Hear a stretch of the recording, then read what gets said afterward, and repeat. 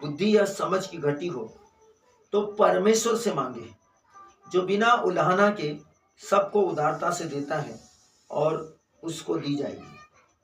वचन का शीर्षक है ईश्वर की बुद्धि। इस वचन पर हमेशा ध्यान दीजिए। याकूब अध्याय 1 वचन संख्या 5, यदि तुम में से किसी को बुद्धि की घटी हो तो परमेश्वर से मांगे, और जो बिना उलाहना के दिए सबको उदारता से देता है, उसको जो परमेश्वर से मांगता है उसको भी दी जाएगी। परमेश्वर के बच्चे के रूप में, या परमेश्वर के पुत्र के रूप में, या परमेश्वर के संतान के रूप में, या फिर और अधिक सरल परमेश्वर की भेड़ या परमेश्वर की कलीसिया के रूप में उसकी बुद्धि आपके जीवन के लिए जरूरी है। क्या आपको बाइबल में राजा सुलेमान की कहानी याद है? वह यीशु के आने से पहले तक का सबसे बुद्धिमान व्यक्ति था।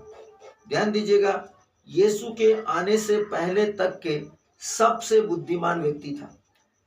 जब प्रभु ने उससे पूछा कि वह क्या चाहता है तो उसने बुद्धि मांगी, क्योंकि वह जानता था कि यह कितनी महत्वपूर्ण है। दूसरा इतिहास अध्याय 1 वचन संख्या 17 वचन संख्या 7 से 12, परमेश्वर की बुद्धि दिव्य है और उत्कृष्ट परिणाम प्राप्त करने के लिए आपको उसकी आवश्यकता है। अध्ययन और ध्यान के माध्यम से परमेश्वर के वचन का जितना अधिक आप में समावेश होगा, उतना ही अधिक उसकी बुद्धि आपको प्राप्त होगी।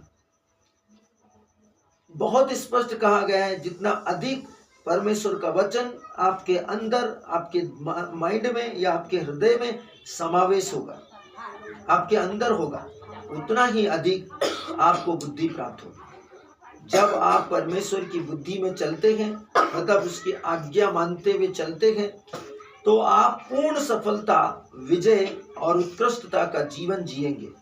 याद रखें, यीशु मसीह आपके लिए बुद्धि बन गया। पहला कुरिन्थी अध्याय 1 वचन संख्या 30।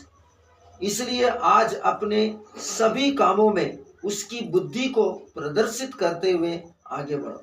आप जो भी करते हैं, परमेश्वर का वचन कहता है, उठते समय, बैठते समय, लेटते समय, आते समय, जाते समय, काम करते समय, किसी को कुछ देते समय, किसी से बात करते समय, परामर्श देते समय, जो कुछ भी करते हो यीशु मसीह के नाम में किया करो। यदि आप यीशु मसीह के नाम में सब कुछ करते हैं तो उसकी बुद्धि को अपने अंदर प्रदर्शित करते हैं और उसमें आगे बढ़ते हैं। प्रिय पिता, मैं आपको यीशु मसीह में उपलब्ध कराई गई आपकी बुद्धि के लिए, आपकी विवेकपूर्णता के लिए धन्यवाद देता हूँ। इसलिए मैं हर दिन उत्कृष्ट और महिमा से भरा हुआ हूँ, यीशु मसीह के नाम में आमीन।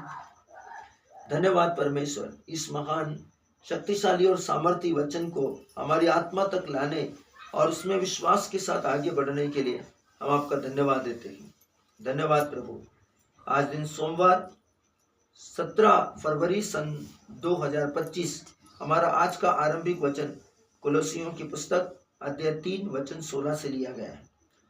वचन में कहा गया है, मसीह के वचन को, जिसे आप सुसमाचार भी कहते हैं, मसीह के वचन को, जिसे आप प्रभु की वाणी भी कहते हैं, मसीह के वचन को, जिसे आप पवित्र आत्मा की शब्द कहते हैं,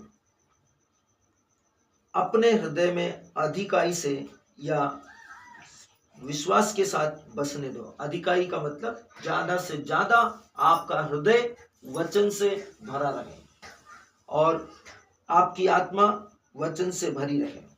मसीह के वचन को अपने हृदय में अधिकाई से बसने दो। कोलोसी अध्याय 3 वचन संख्या 16। जितना ज्यादा आपका हृदय वचन से भरा होगा, जितना ज्यादा आपका दिमाग वचन से भरा होगा, आप शब्द में और शब्द आप में, शब्द परमेश्वर की बुद्धि है और बुद्धि आपके अंदर काम करेगी। यह एक महत्वपूर्ण और सुंदर बात है जो यीशु ने यूहन्ना 15 वचन संख्या 7 में कही, और वह यह बताता है कि आपको परमेश्वर के वचन को अपने अंदर प्रचुर मात्रा में, महान रूप से क्यों रखना चाहिए। उसने कहा, यदि तुम मुझ में बने रहते हो और मेरे वचन तुम में बने रहते हैं तो जो चाहे मांगो और वह तुम्हारे लिए हो जाएगा। आमीन। आपको इसमें बने रहना है और उसका वचन अपने अंदर बनाए रखना है। पहला आपको वचन में बने रहना है और उस वचन को अपने अंदर बनाए रखना है। यही वह चीज है जो आपको जीवन की परेशानियों और प्रतिकूलताओं के खिलाफ मजबूत बनाती है। कुछ भी आपको हानि नहीं पहुंचा सकेगा।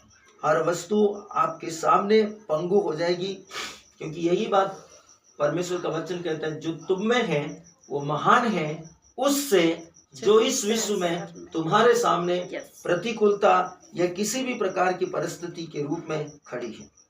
आपको इसे समझना पड़ेगा। और वचन परमेश्वर है। आपको पहले ही मैंने प्रारंभ में ही बताया, सर्वोच्च ईश्वर की शक्ति की छाया आप पर पड़ेगी और आप उससे गर्भवती हो जाएंगे। ये परमेश्वर ने कहा। सर्वोच्च ईश्वर की शक्ति की छाया क्या है? परमेश्वर का वचन, पिता पुत्र और पवित्र आत्मा। परमेश्वर का वचन, शरीर आत्मा और प्राण, परमेश्वर का वचन आप पर पड़ेगा और आप उससे प्रभावित हो जाएंगे। जैसे ही परमेश्वर का वचन आप में और आप उस वचन में हैं, तो हर वस्तु जिसको आप बोलेंगे वो आपकी बात सुनेगी, क्योंकि आपके अंदर जो है उसको वचन या विश्व और विश्व की सारी वस्तुएं जानती है। आपको चाहे कोई न जाने, लेकिन जो आप में है उसे सब कुछ जानते हैं। और यही कारण है कि प्रेरितों के साथ ऐसा हुआ। दुष्ट आत्माओं ने कहा, पौलुस को हम जानते हैं, सिलास को हम जानते हैं, लेकिन जो यीशु मसीह के नाम से दुष्ट आत्मा निकाल रहे थे यीशु के प्रेरितों के समय, बिना पवित्र आत्मा के, और प्रेरितों के पास पैसे लेकर आए थे, पैसे ले लो पवित्र आत्मा दे दो। सोचिए, प्रभु के आत्मा ने कहा, दुष्ट आत्माओं ने उनसे कहा कि हम पौलुस को भी जानते हैं, पेत्रुस को भी जानते हैं, अन्य प्रेरितों को भी जानते हैं, और तू कौन है? हम तुझे नहीं जानते। इसलिए आपको समझना पड़ेगा, वचन यदि आप में है और आप वचन में हैं तो हर वस्तु आपको जानती है और वो आपकी बात को मानेगी। और हर वस्तु जिसको आप उत्तर देते हैं या जिससे आप बात करते हैं वो आपको उत्तर देगी और आपकी बात का समाधान वहां से निकल जाएगा, क्योंकि आप वचन में हैं और वचन आप में है। इसीलिए आप उस जगह पर सफलतापूर्वक फलीभूत होंगे, आशीषित होंगे, महान रूप से दैवी परिणाम को दिखाएंगे और लोग बोलेंगे, वाह कितनी महान सामर्थ्य, कितना अद्भुत परमेश्वर का दास है, अद्भुत परमेश्वर की दासी है। बात है वचन की छत्र छाया में रहने की, परम प्रधान के छाया में ठिकाना पाने की, उसके वचन में बने रहने की, उसके आज्ञाकारिता में बने रहने की, उसके साथ संबंध बनाने की। और संबंध ऐसा कि वो मुझ में और मैं उसमें, जैसे एक प्रेमी अपने प्रेमी के साथ में संबंध बनाता है कि